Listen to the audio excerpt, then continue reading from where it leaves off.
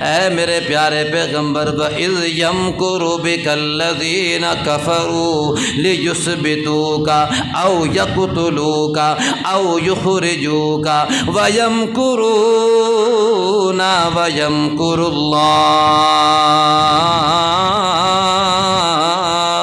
وَاللَّهُ خَيْرُ الْمَاكِرِينَ۔ کہو سبحان اللہ۔